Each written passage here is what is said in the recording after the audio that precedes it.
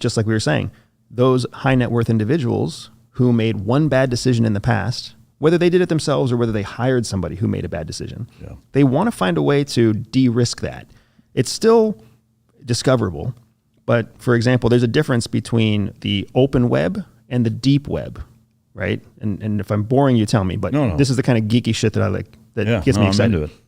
The open web is the internet that is actively indexed. So when you type something into Google or Yahoo or DuckDuckGo or wherever, right, Safari, what you're doing is you're putting a search term in there that goes up against a giant index of keywords that was scrubbed by the web crawlers for that search engine.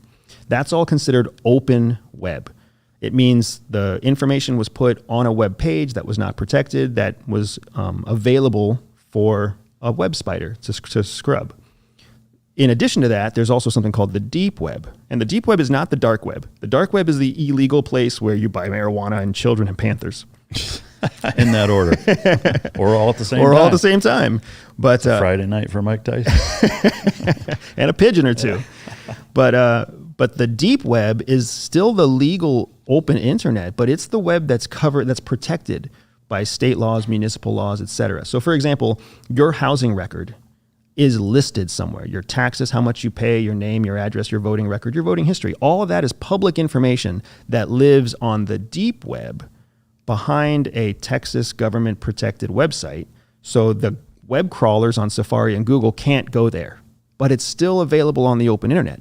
Well, the only way that you can get information off the deep web is, one, to know how to find it, and then two, to have approved access to get it, which usually falls to attorneys and background check investigation companies, et cetera, et cetera. So even just the idea of an open web and a deep web, I'm shocked how many people don't know that exists. They think there's deep web and dark web. That's it. Or they think there's open internet and dark internet. There's a whole gigantic chunk of available information that lives in between.